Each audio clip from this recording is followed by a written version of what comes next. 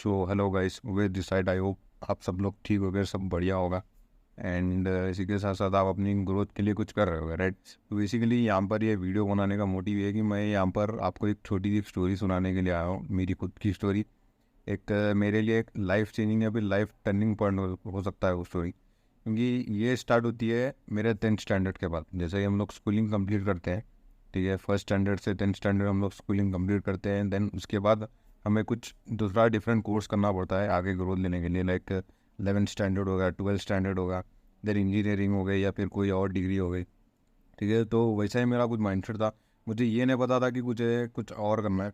लेकिन हुआ क्या कि 10th स्टैंडर्ड के बाद में मैंने एक एंट्रेंस एग्ज़ाम लिखा था मेरे कज़न के, मतलब उन्होंने मुझे सजेस्ट किया था कि एंट्रेंस एग्ज़ाम लिखने से मुझे एडवांटेजेस वगैरह हो सकते हैं, कुछ आगे ग्रोथ मिल सकती है। तो मैंने एंट्रेंस एग्ज़ाम का नाम था पॉलीसेट, जो जो कि एक कोर्स होता है डिप्लोमा, या जिसको हम लोग नॉर्मली बोला तो पॉलीटेक्निक जिसको हम लोग बोलते हैं, राइट। तो वो कोर्स मैंने चूज़ किया था, ठीक है, राइट। बेसिकली उस एंट्रेंस एग्ज़ाम को लिखा था मैंने, एंड फॉर्चुनेटली मैं इसके अंदर अच्छा खासा रैंक मुझे आ चुका था, ठीक है, जिससे कि मुझे कॉलेजेस में एडमिशन मिले, ठीक है। एंड मुझे एडमिशन वगैरह मिल चुका था उसके अंदर में। मुझे नहीं पता था कि मुझे क्या करना है, फील्ड के बारे में कुछ ज़्यादा नॉलेज नहीं थी मुझे, ठीक है। सिविल इंजीनियरिंग के बारे में कुछ ज़्यादा टेक्निकल नॉलेज नहीं थी। मैं एज अ फ्रेशर में ऐसा ज्वाइन हुआ था डिप्लोमा के अंदर में। मैं वहाँ देख रहा था कि यार, मतलब बहुत सारे लोग मैं जिनसे मिला था फर्स्ट ईयर इंजीनियर डिप्लोमा के अंदर में, तो वो लोग बता रहे थे कि यार यहाँ पर डिप्लोमा में बैकलॉग बहुत ज़्यादा लगते हैं, एंड क्लियर करने के लिए सालों साल लगा देते हैं लोग यहाँ पर। तो वो सुन के मैं बहुत ज़्यादा टेंस हो गया था। लेकिन मैंने 3 साल बहुत ही रोलर कोस्टर राइड के साथ निकाले, क्योंकि उसके अंदर मुझे रिजेक्शन भी फेस करने को मिले, स्ट्रगल्स मिले थे, दोस्तों ने साथ छोड़ दिया था, नेगेटिविटी आई बहुत ज़्यादा, रिलेटिव से, फ्रेंड से, ठीक है। बहुत सारे लोग मुझे बोल रहे थे कि ये कोर्स तेरे लिए बना नहीं है, ये कोर्स तू नहीं कर सकता, इसके अंदर बैकलॉग लग सकते हैं, तो इसके अंदर कुछ सक्सेसफुल नहीं हो सकता, तो ये क्लियर भी नहीं कर सकता, अगर क्लियर कर लेंगे तो ये वो 100 बातें लगा रहे थे, राइट। तो उसके अंदर से मैंने चूज़ किया। फर्स्ट ईयर में मुझे फर्स्ट सेमेस्टर में लगभग लगभग 4 बैकलॉग मुझे लग गए थे, तो मैं बहुत ज़्यादा टेंस हो गया उस टाइम पे, ठीक है, क्योंकि मतलब मैं पढ़ रहा होता था, बट मुझे जो लिखना था करना था बहुत ज़्यादा डिफ़िकल्ट पेपर्स मुझे पूछे थे, ठीक है। तो इसीलिए मैं एकदम बहुत ज़्यादा टेंस हो गया था, राइट। तो इसीलिए जैसे जैसे ईयर्स बढ़ते गए, फर्स्ट ईयर होगा, सेकेंड ईयर होगा, एंड उसी फर्स्ट ईयर सेकेंड ईयर के मौके पे मतलब मैंने जो डिप्लोमा स्टार्ट किया था ना, राइट, तो उसके अंदर मेरे कई सारे दोस्तों ने डिप्लोमा को ड्रॉप कर दिया था। क्यों? रीज़न बीइंग दैट उनको बहुत ज़्यादा बैकलॉग लग गए थे, ये उनको कोर्स उनको समझ में नहीं आ रहा था, what ever the reason it is, ठीक है। तो उन्होंने ड्रॉप कर दिया वहाँ पर ही, एंड कई सारे लोगों ने MPC चूज़ कर लिया, इंटरमीडिएट चूज़ कर लिया, कई सारे लोगों ने CEC चूज़ कर लिया, ठीक है। लेकिन मैं टिका रहा। ऑलमोस्ट थर्ड ईयर तक आने आने तक 90% ऑफ मेरे जो फ्रेंड्स थे ना, मेरा जो फ्रेंड चल रहा था, उन्होंने कोर्स को ड्रॉप कर दिया। तो बाकी के 10% थे वो मेरे साथ थे, उनमें से 1 या 2% बहुत ज़्यादा होंगे, राइट। तो मतलब रीज़न उनका ये था कि मतलब सेमेस्टर थे यहाँ पर, एक साल में दो दो बार एग्ज़ाम निकलना, 6 6 महीने का मतलब जो गैप होता है सेमेस्टर का, तो उनको वो उतना कैपेबिलिटी नहीं मिली थी उस टाइम पे। तो मैंने उस रिजेक्शन को फेस किया, हैंडल किया, मतलब स्ट्रगल बहुत ज़्यादा मैंने फेस किए थे। थर्ड ईयर तक आने आने तक लगभग मुझे 21 बैकलॉग लगे थे, can you just imagine.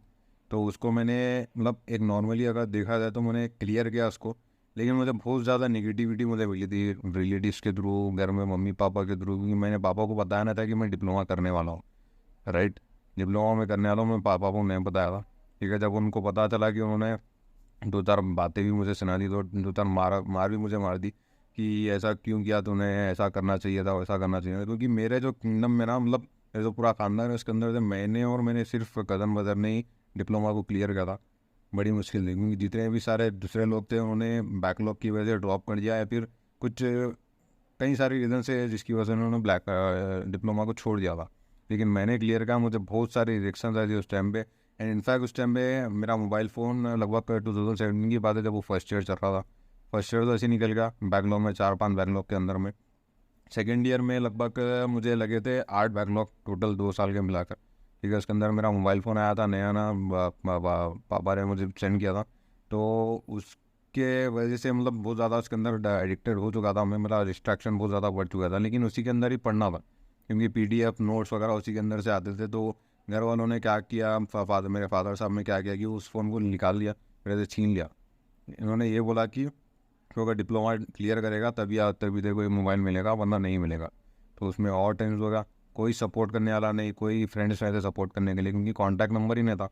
Right. Contact भी करते तो वो लोग पीछे हट जाते थे, नोट्स वगैरह देने के लिए, करने के लिए, प्रोजेक्ट्स वगैरह करने के लिए पीछे हट जाते थे। मुझे कई सारे जगह से सपोर्ट नहीं मिला, इनफैक्ट डीमोटिवेशन बहुत ज़्यादा बढ़ गया था उस टाइम पे। नेगेटिविटी बहुत आई थी पेरेंट्स की तरफ से, रिलेटिव्स की तरफ से, जो दूसरे फ्रेंड्स हैं उनकी तरफ से। वो तो बोल चुके थे कि तू ये कर ही नहीं सकता, ठीक है, तू ये कर ही नहीं सकता, ये तेरे लिए बना ही नहीं है, इसके अंदर बैकलॉग के अंदर ही तो अटक के बैठ जाएगा।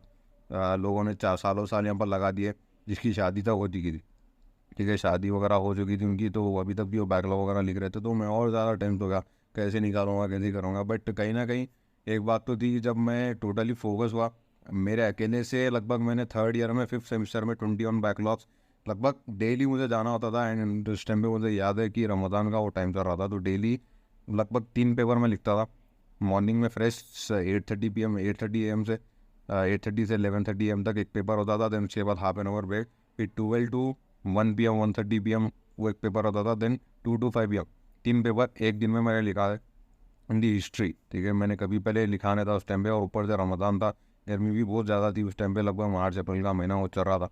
तो उसके अंदर मैंने ऐसे ही रियलाइज़ किया कि यार मैं कर सकता हूँ, ठीक है, दूसरे भी लोग अगर कर रहे हैं तो मैं भी कर सकता हूँ। हालांकि मेरे 90% जो दोस्त हैं ना वो छोड़ के चले गए थे, ठीक है। उसके अंदर नेगेटिविटी मुझे आई, बहुत ज़्यादा स्ट्रगल्स फेस मैंने करे, रिजेक्शन मुझे आई, ठीक है। दोस्तों ने साथ छोड़ के चले गया, फैमिली साथ नहीं दे रही थी, सपोर्ट नहीं करी थी ये चीज़ के लिए।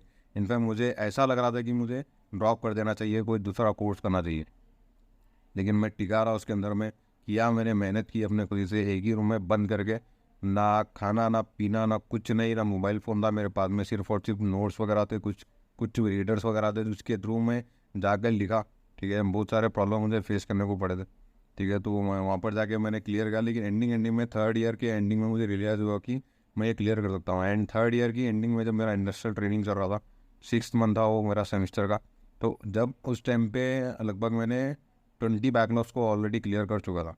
एंड एक बैकलॉग मेरा था जो दूसरे फ्रेश एग्जाम में मैंने क्लियर कर दिया था। तो जब मुझे रियलाइज़ हुआ कि यार मैं अगर ये कर सकता हूँ, डिप्लोमा जैसी टफ कोर्स को मैं लेकर अगर मैं अचीव कर सकता हूँ, उसको क्लियर कर सकता हूँ दूसरों की बिना हेल्प के, किसी की हेल्प के नहीं, सिर्फ मेरे कज़न ब्रदर की गाइडेंस की वजह से, थोड़ी बहुत गाइडेंस की वजह से, ज़्यादा उन्होंने भी नहीं किया था, क्योंकि उन्होंने भी मेरे ऊपर से विश्वास तोड़ दिया था कि ये तू नहीं कर सकता, तेरे लिए नहीं है, मैंने गलती कर दी, ऐसा कर दी, तो वो हुआ था, ठीक है। तो उस टाइम में मैंने क्लियर किया कि ये रियलाइज़ हुआ कि मैं ये कर सकता हूँ, राइट, मैं ये बहुत चीज़ें कर सकता हूँ, ऐसे बहुत चीज़ें। तो वही चीज़, वही रिजेक्शन, वही स्ट्रगल्स, वही नेगेटिविटी मुझे इस बिजनेस में फेस करने को मिल रही है।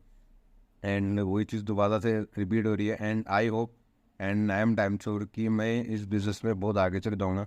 एंड मैं मैनेजर लेवल, जितने भी लेवल से इस बिज़नेस के अंदर मैं सब सारे के सारे अचीव करूँगा। And I believe in my self, ठीक है। तो इतनी सी बात मैं बताना चाह रहा था एक वीडियो के थ्रू, ओके। सो जितने भी लोग ये देख रहे हैं, तो आप भी एक रिलेट कर सकते हो इस चीज़ से, राइट, कि कैसा मैंने मतलब किया था, कैसा मैंने मतलब स्ट्रगल्स करते करते, क्योंकि उस टाइम पे कुछ सपोर्ट ज़्यादा था नहीं। एंड उस टाइम पे कॉमन था बैकलॉग लगना, हर जगह से इतना मुझे प्रेशर आ रहा था कि यार छोड़ दे तू नहीं कर सकता, नहीं कर सकता। यहाँ तक कि ये तक बोल दिया था कि अगर तू निकालेगा तो हम लोग ये करेंगे वो करेंगे, नहीं निकाला तो तेरी तो तू होगी हर जगह। मम्मी ने बोल दिया था, पापा ने बोल दिया था, हर जगह रिलेटिव ने भी बोल दिया था कि तेरी तू होगी, लेकिन किसी ने ये चीज़ अभी तक की नहीं है, राइट। तो वही चीज़ मुझे बिजनेस में फेस करने को मिल रही है। And I am damn sure I will achieve each and everything in this business. Okay, so thank you guys for watching this video.